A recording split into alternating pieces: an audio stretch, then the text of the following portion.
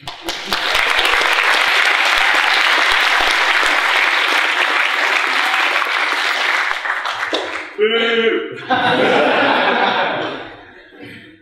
you, David.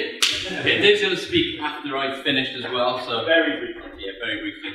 I'm conscious that we don't want to make this go on too long. There's loads of cool science that I want to get through.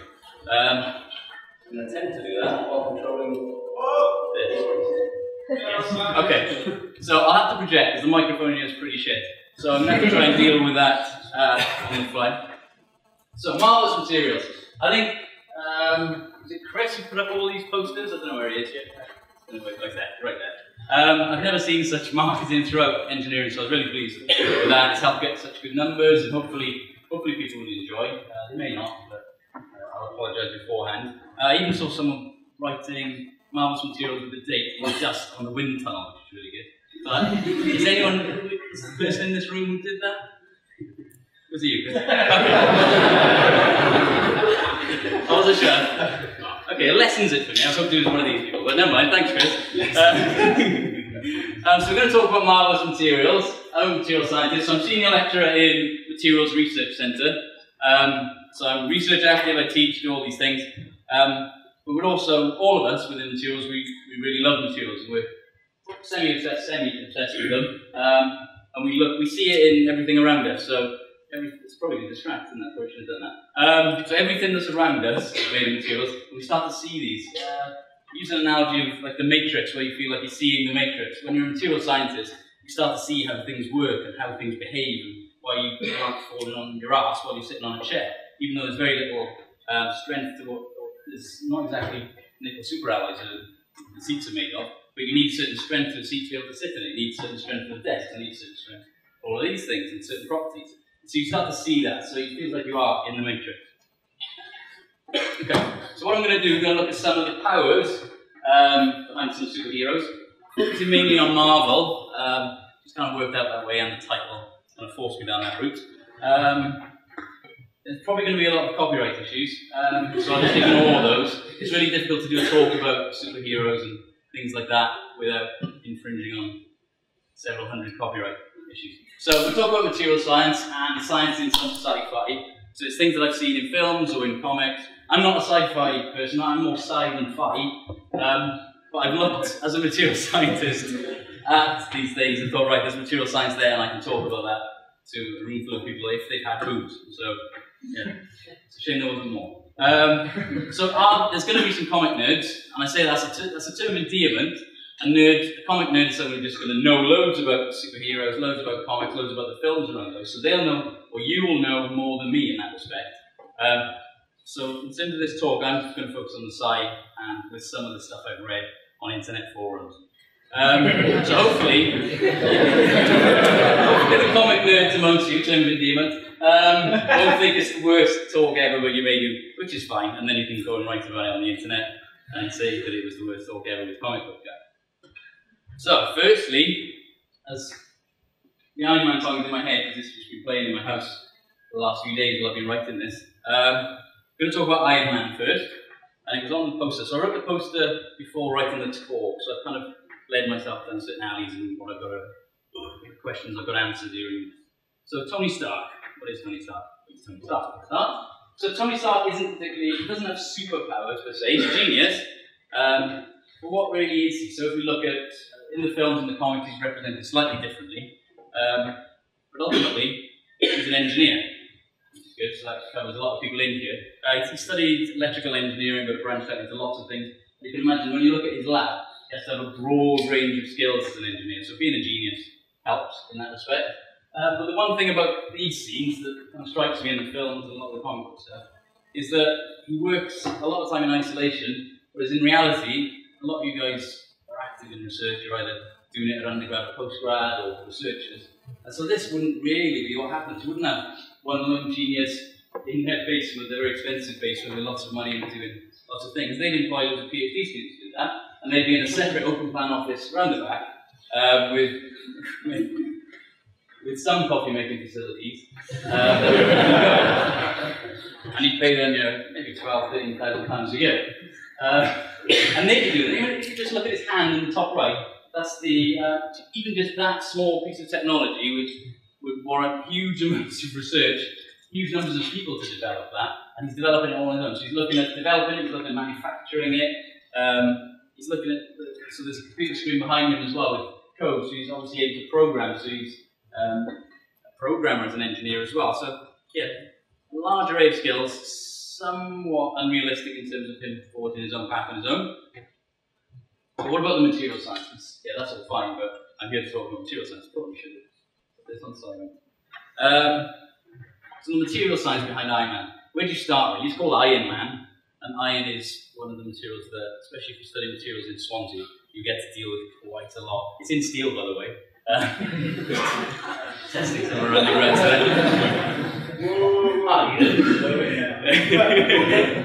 And so Iron Man, if he was made of just pure iron, he'd be a pretty terrible Iron Man. So there's a bit of history to Tony Stark. The history behind his suits of armour, his Iron Man suit. I haven't gone through all of these, because it would take ages. There's loads of iterative development, which is a bit like science and engineering, where you have iterative development where you improve one certain aspect, and that's your Mark 1, your Mark 2, your Mark 3, and you improve and you improve. So the first one, top left, that's the Mark 1 suit, when he was held captive in Vietnam in the comics. Just a few notes there. So in Vietnam in the comics, he was held captive, but then in the films it was in Afghanistan. And so he built that suit from, it's very difficult to find, what you find when you're researching comic book stuff is there's lots of contradictory information as well. So I've kind of tried to take the consensus view on a lot of things. So you've got his iron suit, which in the first instance was made from scrap metal, and he was able to produce something pretty awesome. He produced his arc reactor as well, which kept him alive. But it's pretty crude. It got him out of there, but he knew he needed to develop something a lot better. So the Mark II, which is the middle one,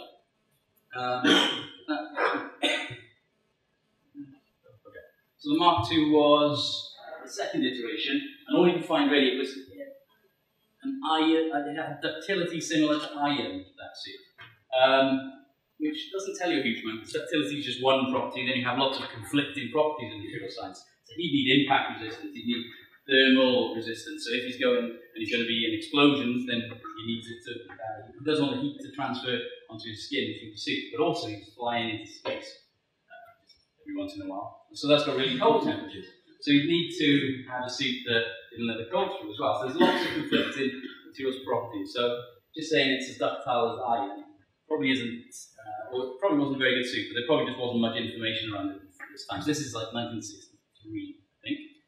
The next iteration of suit, this one on the right, that was a, how is it? It was like a nanobacterial suit, which sounds quite interesting. This is like years ago, really interesting. So it was bacteria that consumed metal, so different metals, titanium, gold, things like that, and it deposited it at very specific points in an array. And so that suit on the far right was developed by bacteria that would consume bits of metal, find little points, people nudging, comic book fans nudging, they get this complete, stop getting Iron Man wrong. So nanobacteria would, bacteria would take up nano amounts of metal and deposit them in a specific array, and that would produce suit, which sounds amazing, but it wasn't good enough for Tony Stark. So that was around about 1988, that suit. Then we moved on to the Hulkbuster, top left, and the reason I chose the Hulkbuster, I could shoot loads of stuff. There's so many of these back to the comics.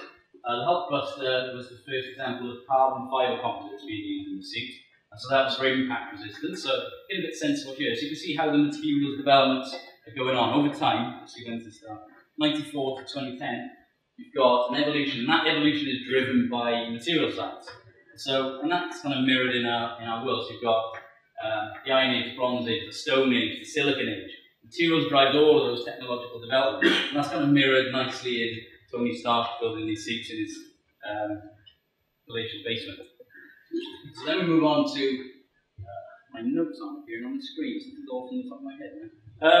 The middle suit was the first example, actually, yeah, it was the suit, extremist technology. So it was really advanced suit. It was one of the best suits, in my opinion, for the last few days of researching Iron Man. And so it used extremist technology, so it'd be able to pull sections of the suit from within the hollows of his bones, which You can see how he then went on to develop more realistic suits after that point, because you wouldn't really want to be walking around with metal inside the centre of your bones. One, for the weight, wouldn't be very good, because you wouldn't have the benefit of certain hydraulic motion of moving the joints that you get from the suit if they're inside and not reacting. So for him to be able to move around with the weight of that inside his bones, also how does it get from the bones to the outside? Someone might know that. But also, when you think of biocompatibility, the types of materials that he was using for the suits, they cause lots and lots of problems for the inside of the suit. For the inside of his bones, and you get poison himself with those metals. And then you start to get towards the end. 2010 was a liquid suit, a liquid metal, but there wasn't much more info about that. So liquid metal, so I started thinking about what possible materials that could be, and I'll come to that in a couple of slides. So then we get on to Iron Man 3, so I've jumped to the films a bit here. So this is the latest iteration in the Iron Man franchise, and in that there's a quote from Tony where he describes the suit, so it's not Iron Man suit anymore, it's a gold titanium alloy. Which is great. As a material scientist, that's more specific. There's no way we believe in that it's iron. Steel maybe, but steel's not that good. Ooh, tough steel crowd. So gold titanium alloy, man, should it be? So that's a rebranded poster, a more realistic poster with gold titanium alloy. But then you start thinking, wait a minute, gold titanium alloy? As a material scientist, you start thinking, well, is that feasible? So, you look at the literature. Apparently it states that that suit, the alloy, is 95.5% titanium, 4.5% gold. So I tried to find instances of that, it's really difficult. And this type of alloy, if you look for a gold titanium alloy, typically found in dentistry, jewellery, and no instances of its use in armour. That's not surprising. Gold's a very ductile material. Titanium's good, it's lightweight while still on high strength, but I don't know why you want to alloy gold with it. Apart from this paper in Surface and Coatings Technology that talks about using gold as a coating on titanium. So if the suit was made of titanium and you coated that in gold, then you'd have a higher heat resistance because the gold reflects some of the heat. But the comics state, and there are different writers in all the different comics and films, but they do state that it's an alloy and not a coating, so we can rule that out. So, all the material scientists are asking, do I have a binary phase diagram? And yes, I do. For gold titanium. So it's the first time I've ever seen a phase diagram for gold titanium, so don't ask me about the phases. But essentially we would be around there. If Tony Stark was casting this material, this is where he'd be operating. So you'd be looking at around about 95% titanium. So a phase diagram, let me explain, without a laser pointer. Yes, I do. Yes, I do. So this along the bottom of the x-axis, gold on the left, titanium on the right. 1 means you've got 100% titanium, 0 means 0% titanium, and then here's 40%, 50%, 60% titanium, 80% titanium. So that's how it works. And if you were to cast the material, you'd look along this line at different temperatures, and you'd see it needs to be up here to be liquid, so you want to produce it in a liquid form, but then you can process it and cool it down at different rates to give you different amounts of these different phases. I won't go into those things like technical phases, but yeah, so it's not infeasible. You can alloy gold and titanium, so the only microstructure I could find was this, which is pretty unremarkable, and again, as it's a broad talk, I'm not going to go into it, but it's a little bit like Iron Man's face. Which starts to give me hope that maybe they weren't just making this all up, and they had done their background research. So what was this? This was in a paper in Actor, if anyone wants to look it up. I'm sure you don't. So, the key thing is demand.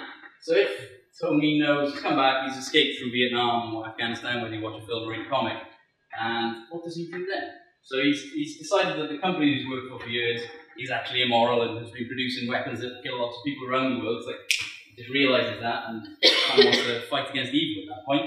So what does this suit need if he's going to fight all these supervillains and do certain things? It seems to go into space quite a bit, which has its own challenges. So when NASA devised spacesuits, kind of a lot of you will know all the technology that's involved in that, and it's not conducive to moving around on Earth. It's to moving around in zero G in space. So what would this suit need? So your suit would need things like you need to be protect him from radiation because he's outside of the atmosphere, he's in space. So you've got solar radiation that would potentially lead to cancer. So his Iron Man suit would need to account for that. the cold temperatures, he froze up on what, on Iron 2? 1. Okay. These are the people who are going to be posting about me. Okay. I knew the answer, just trying to find out who you So it needs to be able to not freeze up. It needs oxygen, and it needs to be sealed because of the vacuum of space. And so that's some considerations which I'm not sure it did take into account. Yeah, so I've been writing this for a while, this talk, so I've gone a bit mad at times, like 1 in the morning, 2 in the morning, so I can't remember why I put this in. But essentially it's an image of George Michael with a jetpack on. He's fighting a giant mole, and this is a representation of a town, but the houses are like that big. Yeah, so maybe that's where another inspiration for another talk comes from the materials in this suit, maybe, I don't know. Or the giant mole, which is to represent a different kind of God. So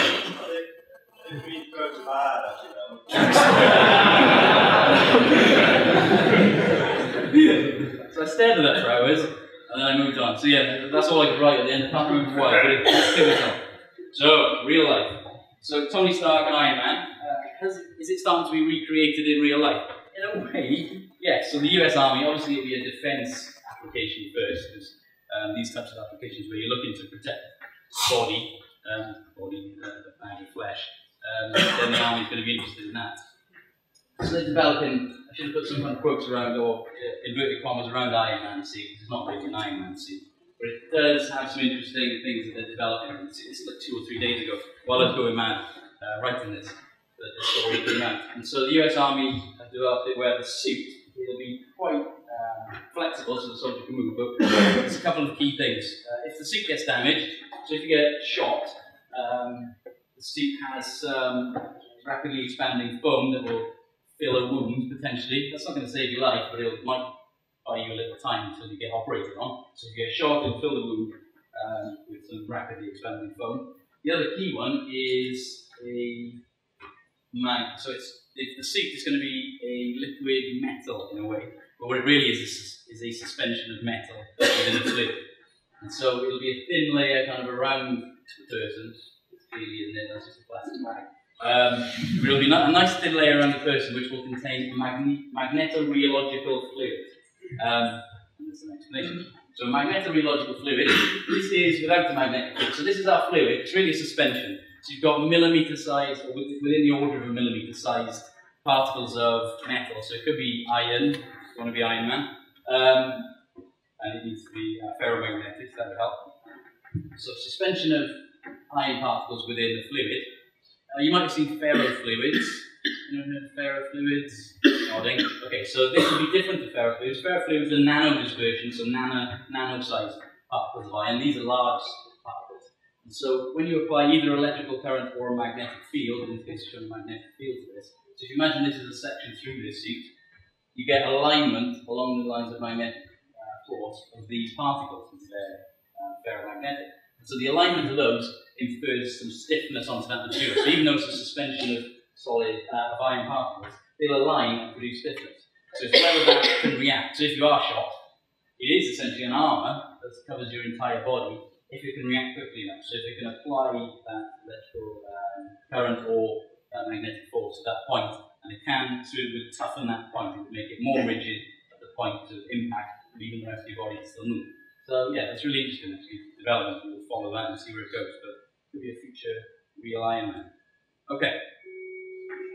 Wow. Okay, that's remarkably well planned. So, I hadn't printed this before, it was 20 minutes before going to uni, so that's just printed an Iron Man. So the question on the poster, I backed myself into the corner with these questions, was would Tony Stark have a 3D printer? Yeah, he would.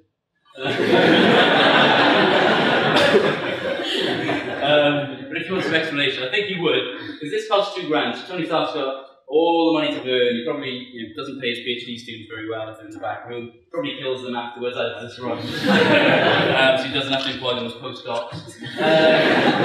So he'd almost say he have a 3D printer. He might have one that prints in plastic, which will be much use to, but he might have an ALM machine which fuses metallic powders into structures, so he could easily build prototypes of his suits and different things and different weaponry with that type of printer. That'd be really expensive, but Tony Stark doesn't care. Tony Stark. He's a bit of a douche sometimes. Yes, you come across that when you read about Tony Stark, you think, well, alright, it's a 20% douche, 80% genius. But anyway, moving on to the next superhero. This is Kitty Pryde, who's an X-person. So she's one of the X-Men, and the reason I've chosen Kitty Pryde is because she has this remarkable ability to sort of phasing, where she can, her atoms of her body can pass through objects, people, or anything like that. But also she can flip that to do something slightly different. She can levitate. Essentially, I was looking for something to show off levitation. And so she can levitate. And I should show you some materials that can levitate. Mark's got a lot of PPE. Will have. Okay, which is good. So they're going to bring some stuff over. So in terms of marvellous materials, there are materials that can levitate. And you might have held magnets above each other, and that's not very exciting. It's okay, but it's not exciting. It's not good enough for all of this. We need something that is a really interesting materials property, cutting edge research, so lots of researchers are looking at levitation of materials for different applications. Does anyone else have a hand? Excellent. Okay. So what Will's going to show you now is a levitating material. It was a block of, it used to be, before you cool it down to minus 196 degrees C in liquid nitrogen, it'll get cooler. That's fine. Very good. So Will and Mark built this today. Part of the press. So yeah, I haven't seen this running, which is pretty exciting. So inside there, this is a 3D printed flying saucer which Will developed a while ago. So within there, we've got a ceramic. It's like a puck, so it's like a cylinder. And when it's at room temperature, that doesn't actually do very much. It doesn't conduct electricity, it's not magnetic, it doesn't do anything particularly exciting. But if you cool it down, which they just did within liquid nitrogen, to around about minus 196 degrees C, you start to get interesting things happening, and it becomes a superconductor. Has anyone heard of superconductors? Excellent, okay. So lots of physicists working on superconductors and scientists as well. Because if you can superconduct, it means you've got zero resistance. And so if you put a current in, it'll just keep travelling, so you've got zero resistance, and it's just extremely efficient. So you've created a superconductor in a ceramic, and there's an interesting thing about superconductors as well. It stays pure. This is a magnetic track, by the way. Really powerful, rare earth magnet track. And so this is producing a magnetic field. All of this track is producing a magnetic field. When you cool one of these ceramic blocks down, you create a current along the surface, or near the surface. So you remove all the magnetic lines of force field from within the material, and then push to the surface. So it becomes a diamagnetic material. And then you get this circulating current on its surface. It then produces its own repellent magnetic field. So you've got a magnetic field of this, and also a repellent magnetic field on our superconductor, and that makes it float. And so we need lots of these, so they're still quite strong magnets to make it float. I think this is just fun, and Kitty Pryde doesn't really exist, which may have shattered someone's illusions of this talk. So why is this useful? There we go. So it's just all about its superconducting temperature, and kind of still got a bit.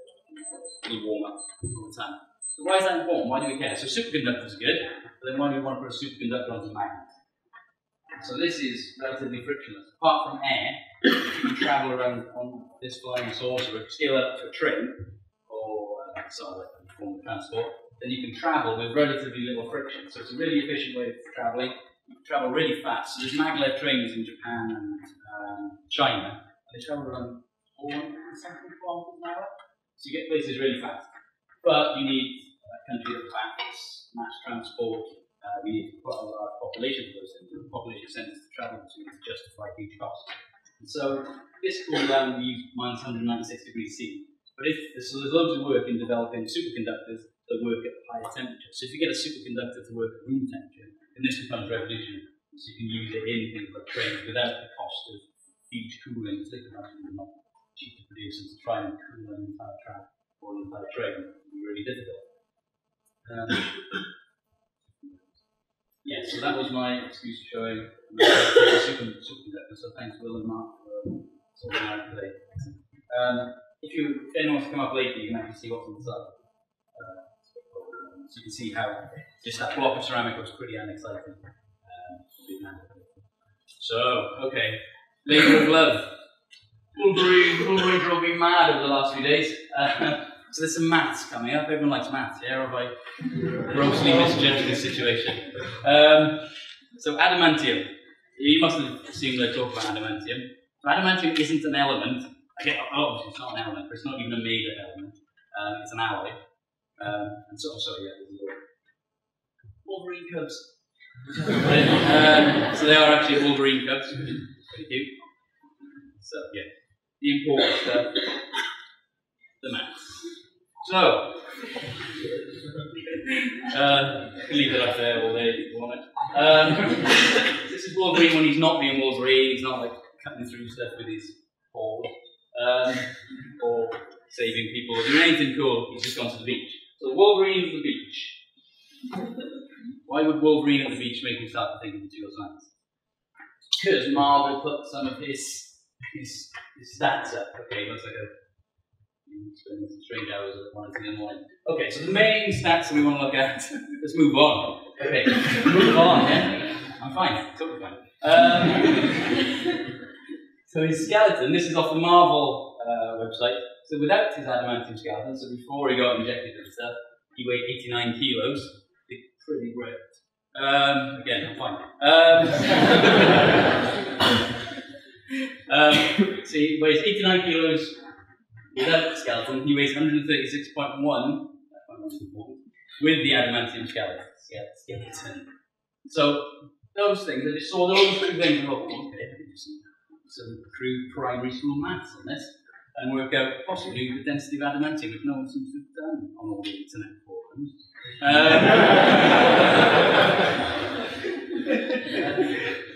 So you need to look at some papers first, though. So looking at this paper here, references there. If anyone ever.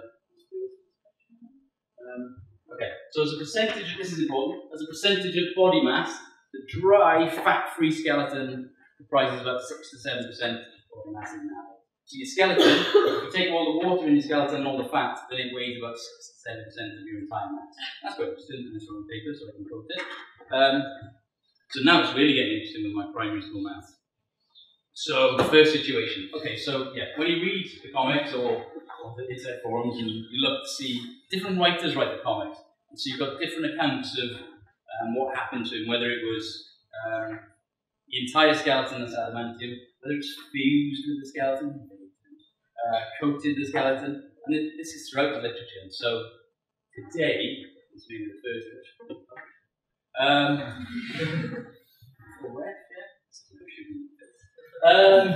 okay, so the first example I want to look at, so I'm going to look at a couple of examples. So the first one is replacing the entire skeleton and looking at the that.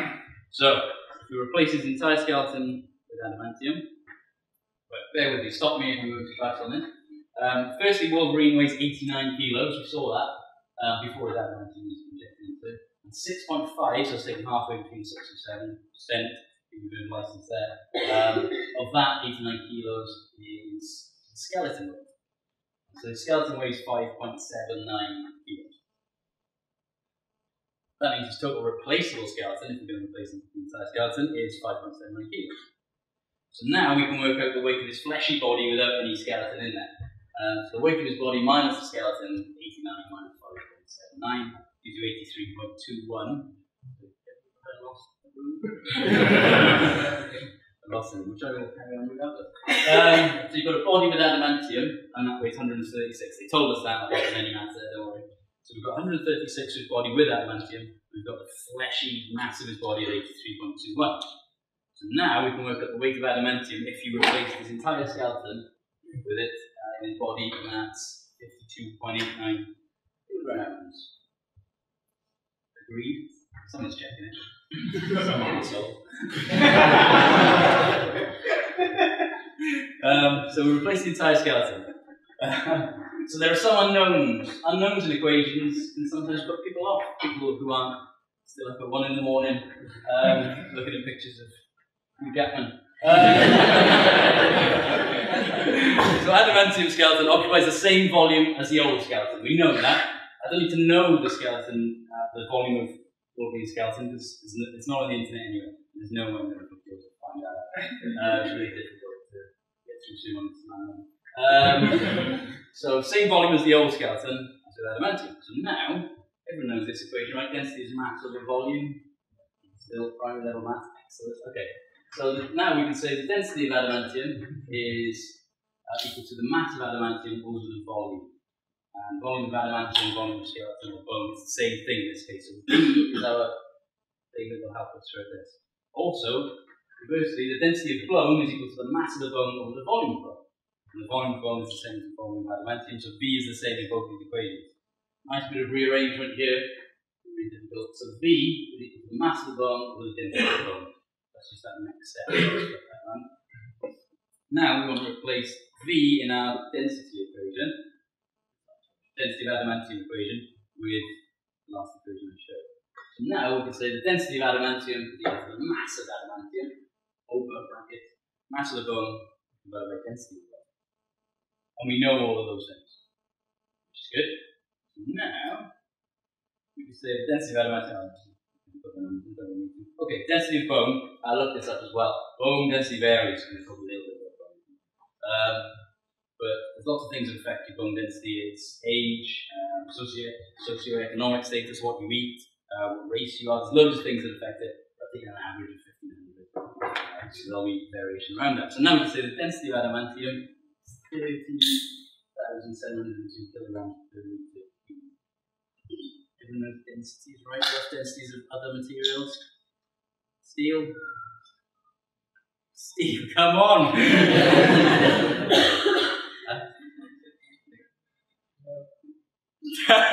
There's a range as well. So steel is an alloy and has different constituents, so it varies. But yeah, so it's pretty high. The density of adamantium is pretty high for replacing the entire skeleton.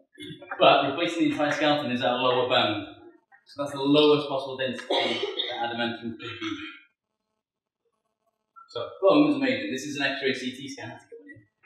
So X-ray CT is what I do in the lab.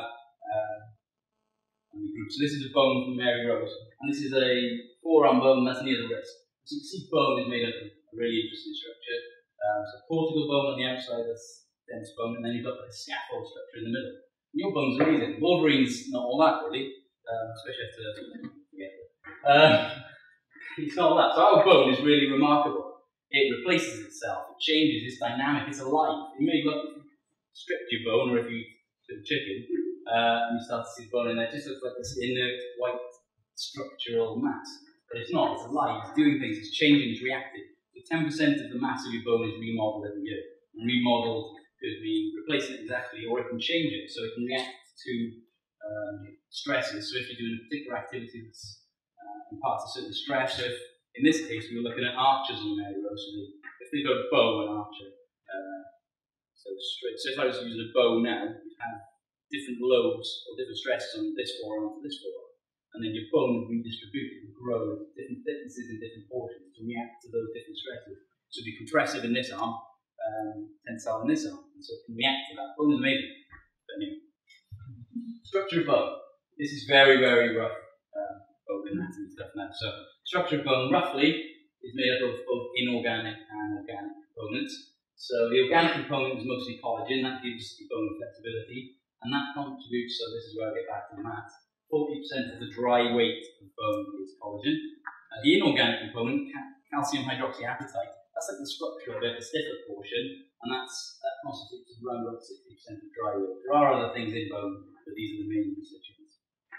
So I thought, when they talk about it being fused with the bone, that's another writing around Wolverine, then I thought maybe it would make sense if it took the place of that more rigid structural component, the calcium hydroxyapatite. So now I can do a calculation based on 60% of the skeleton being replaced with adamantium. So this is just replacing inorganic component. There's a slight change in the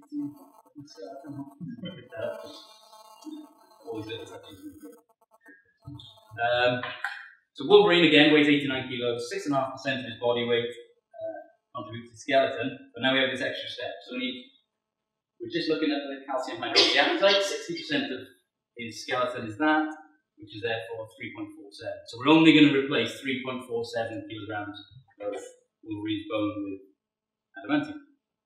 So weight of the body minus his inorganic skeleton is that.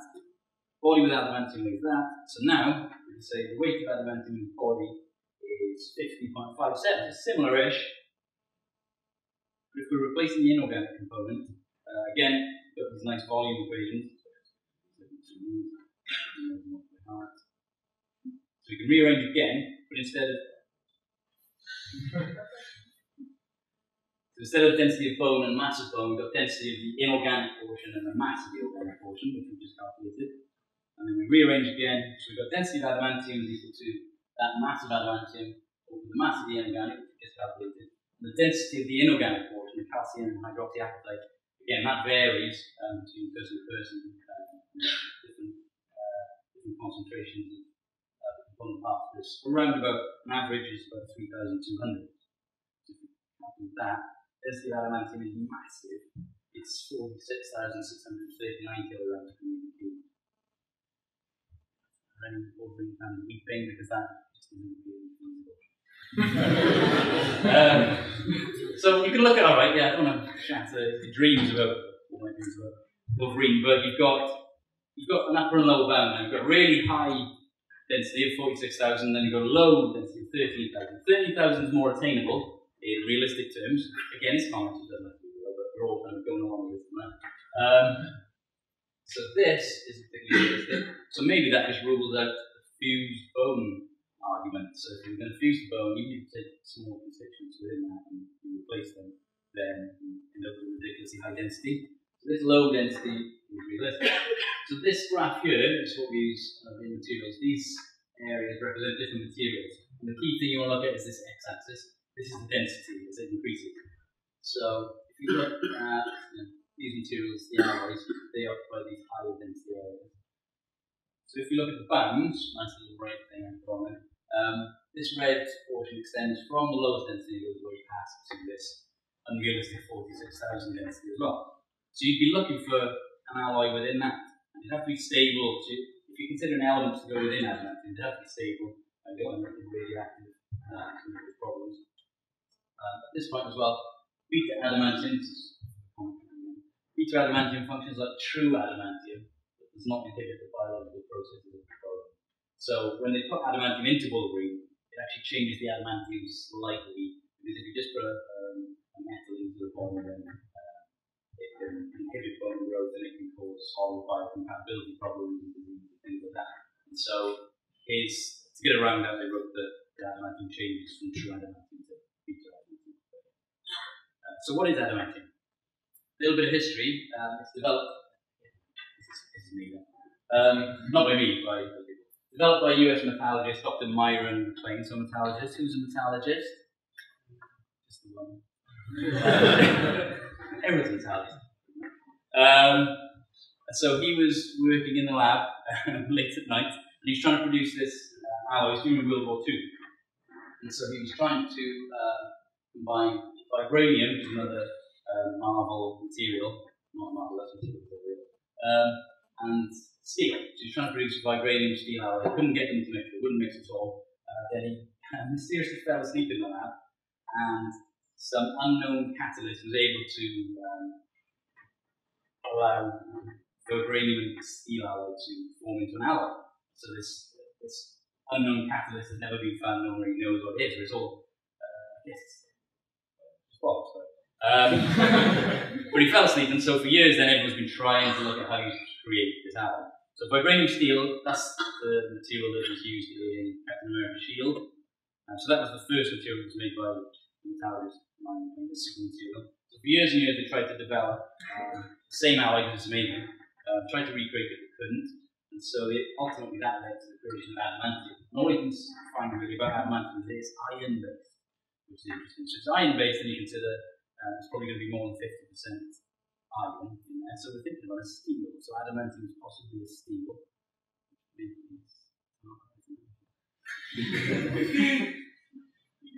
Iron target into this, galvanize it. So we know steel has a density of around about 8,000 kilograms per meter cubed. So if it's going to be alloyed with anything, it needs to be alloyed with things that are above 13,000 kilograms per meter cube density. So that I've highlighted conveniently in this table. So this is the density on the left. Multiply those by 1,000 essentially. So 13,000 at the top, 22,000 at the bottom. So these are the elements, the stable, relatively stable, usable elements that could be alloyed with iron to create adamantium. So there's some in there that would make a bit of sense. So tantalum has relatively high density and it's relatively inert in the body, so it's biocompatible, wouldn't cause too many problems in the body. And also, really dense platinum, you could possibly use that. Again, Wolverine doesn't really care about biocompatibility. If it did, we consider those alloys. Some of the others are radioactive, so one of those gold doesn't add much in terms of. So tungsten be useful, very hard. Iridium was difficult to get hold of. So, yeah. I haven't really answered the question about what adamantium is, but I told you the density of it pretty much. I could have just come in and said that and then walked out. I'm pretty pleased with that. But I won't. I shall elaborate. Okay, so biocompatibility.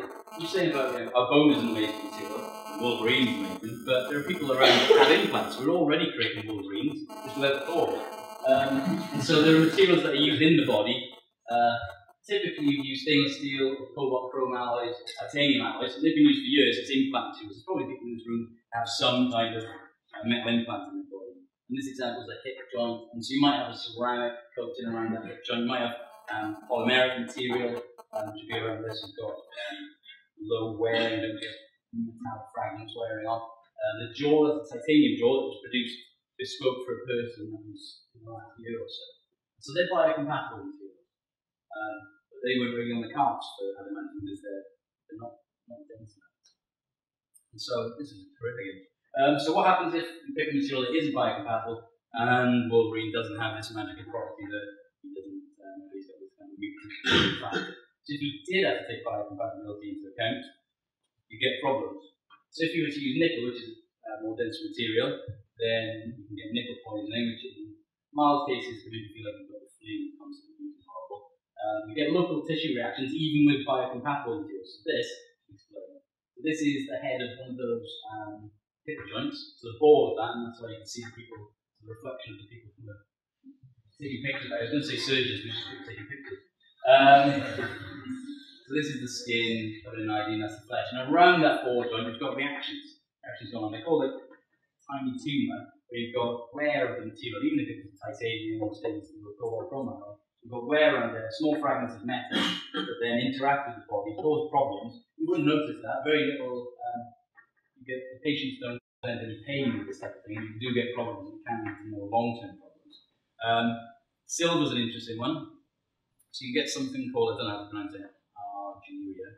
And so if you do get that, this is what you look like. It turns into a Smurf. That's really helped yourself with wearing the Kappa Smurf outfit. So this, I credited Oprah, just in case anyone wants to look up this image, so she can't see me.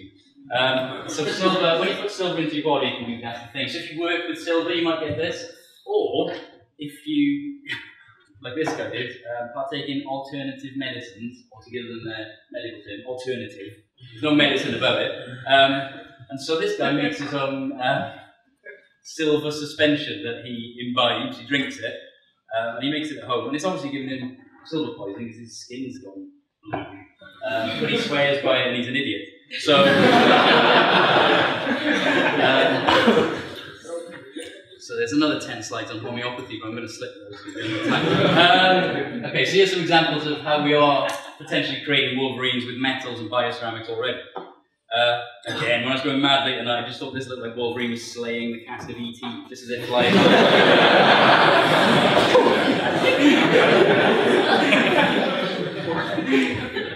Again, went a bit mad. Okay, on to Thor. Okay, everyone loves Thor, right? So he's Thor, and obviously I'm going to look at the hammer. Thor's hammer, Mjolnir, or however you pronounce it. So looking at the hammer, I found this 1991 trading card, which gives me the weight, so I'm not going to go into a load of maths again, because you're probably done. So I've just skipped to the end. I've got the density of this. I've worked out the density based on some rough measurements. So I've got the weight and some of the measurements, and then you can try and do the rest. But it shows the density of his all-powerful hammer to be around about 2,788 kilograms per meter cube, which is almost identical to aluminium.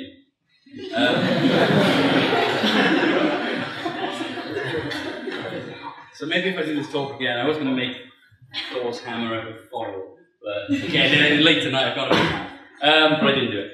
And so I can go into an explanation of a possible material that could be, because it's not aluminium. But they get around to Thor because it's godly, and so Odin cast this spell. So that's why people build this slaying on that. But imparted certain magical properties onto this hammer, and so that's why Thor, they can get around it in science, which is good.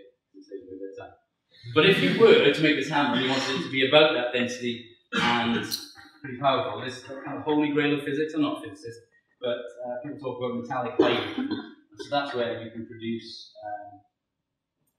it's more of a liquid rather than solid, but metallic hydrogen is produced at really, really high pressure, so it occurs, it's supposed to be in the centre of Jupiter and gaseous planets. So metallic hydrogen would have around about that density, and you could potentially, if you could somehow make it a solid, use it for this. But Thor's was magical, so it saves you some time.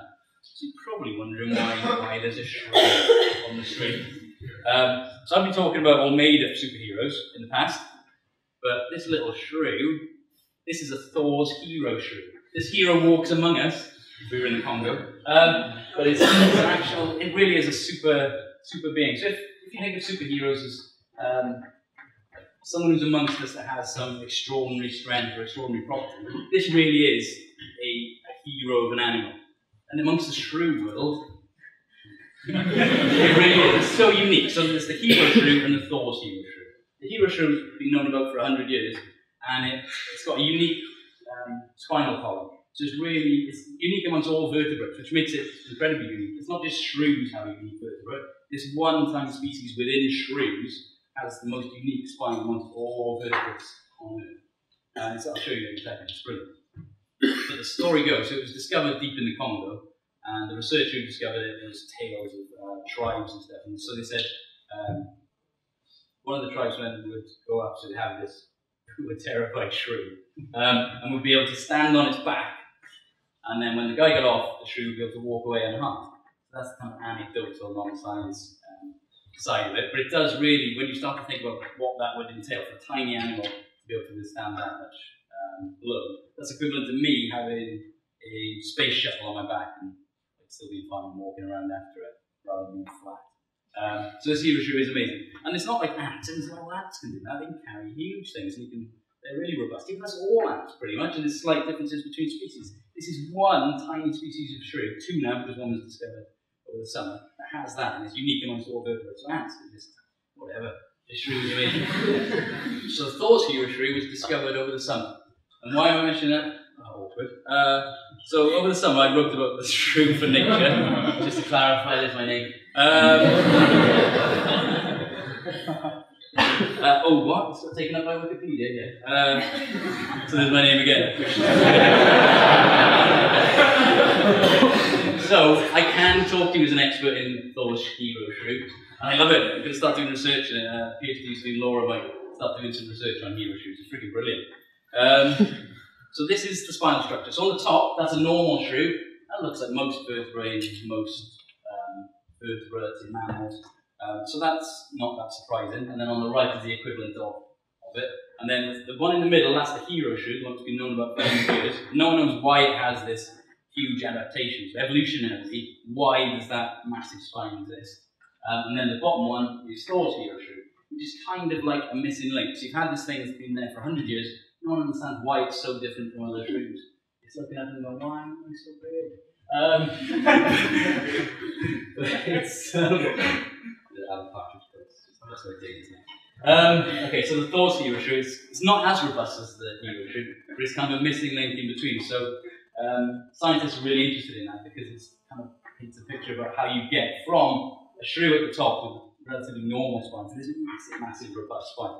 And so yeah, there's some interest in that. But that really is a hero amongst us. It doesn't have to. It's not able to fly, but it's just ridiculously strong. And it stands out from all those around it. And that's what a hero is, something that stands out with very different properties, very different behaviours something else, and it's relatively indestructible if you want to stand it. What happened to his legs? If you stand on it, the spine might be right, but like, I don't know. I did ask the guy, so I had to interview the scientist who went to the Congo and discovered it. I did ask him, he didn't really have a very good answer for us, so I did put it in nature. I also did some maths around this, but I'm not going to go into that, which disputes some previous European papers. I haven't brought that up with the journey yet. X-rays! Okay, so I haven't got much time, so I left X-rays to the end. I'm not really going to talk about them in detail, but X-ray vision. So this is Superman in an advert to try and stop people smoking eggs. So yeah, he's Superman. You can see things, and he's supposed to got X-ray vision. So I started thinking, well, so I do X-rays, that's what I do in my lab, that's my research is X-rays, X-raying things, looking inside them. How is Superman able to see Lois Lane's knickers? But you just see through a dress, which has a specific density, but in knickers, they're slightly different densities, so you can't see through those. This wasn't like that, this is normal. And so I started thinking about how you might have done this. Believe it or not, that guy, Winninger, has published a paper in radiologic technology and looks into how Superman might have done this. So I could have just ripped that off, but then I've got some other thoughts. So when I do X-ray, okay, so this is my brain.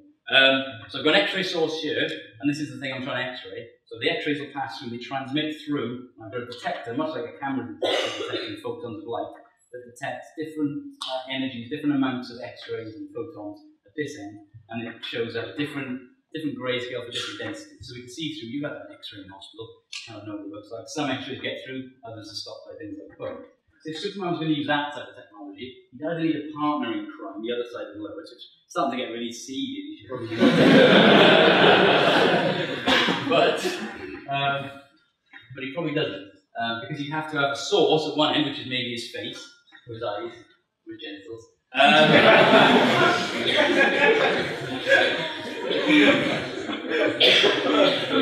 Okay, back on track. Maybe he's emitting the X-ray from his face, but he needs some kind of detector the other side. That detector can't be his eyes. Or he needs the source behind things, which would be really awkward. He has to lug an X-ray source around him and be detecting with his eyes. So the transmission method doesn't work. So there's something called backscatter. Backscatter in the future. Does everyone know what backscatter is? Probably not, but it's essentially when you emit the X-rays or anything from the electromagnetic spectrum really, and then you monitor what bounces back. And based on, they're using this technology in things like airports. So that scanner is an airport scanner. So you don't need things either side. You emit it, and then you monitor it as it comes back. So you can emit low energy X-rays at a person. So this is all that foray of body scanners in airports where you can see people's bits and things like that. So they've made them more anonymous, more like cartoonish now, but it'll flag up if you've got like a ceramic knife and things like that, whereas a normal metal detector won't. So they're using these, and it uses that technology to emit, and it monitors it coming back. So maybe that's what Superman did. Possibly. Makes sense, I guess. So he's emitting the X-rays, but instead of cone cells that pick up light in his eyes, he travelled from wherever it was. Where did Superman from? Krypton. And he was really young, so he's in his developmental stages then. And so he would have had all this kind of space radiation as a baby, which might have affected his cells, creating his eyes that would be slightly different to everyone else. So he has X-ray eyes, but also they're detectors of X-rays rather than just like possibly. Because they did keep saying as he gets closer to a yellow sun, then his powers become more manifested and stronger and stuff like that. So maybe the sun does have something to do with it. That the radiation from the sun is producing these powers. There's some X-ray stuff. I think there might be a different talk on the X-ray stuff. So this is scanning the head, scanning the mummified snake, scanning the barnacle, and scanning the Killer Explorer mark. But I don't remember what's after this. While it's doing it, I was going to check. So this is Iron Man. It's a really crude version of Iron Man. Just before leaving the house, got it off the internet. So just going to say, while I finish, just as I stop talking about Iron Man, I'm going to say who the youngest person in the crowd is because they can have it then. Use the word shotgun. I don't know, shout out who thinks they're the youngest.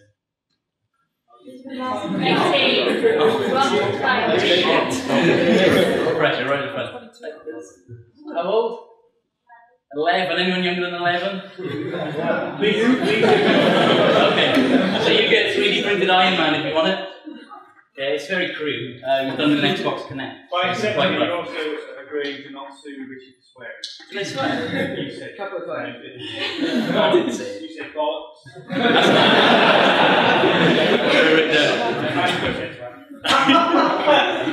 Okay, so that's X-ray stuff. Right, okay. So I've gone way over the time probably, and I apologize. Have I? No. Apologies. Okay. So I'm going to wrap it up, but I'll kind of leave you with this really quickly. So this, she's essentially a modeler, a really good modeler. Whatever she's doing has been published in Science loads of times, not that remarkable. And I didn't even get onto this, dude. So whether I save that for Marvellous Materials. Who wants the Marvellous Materials too? In a way.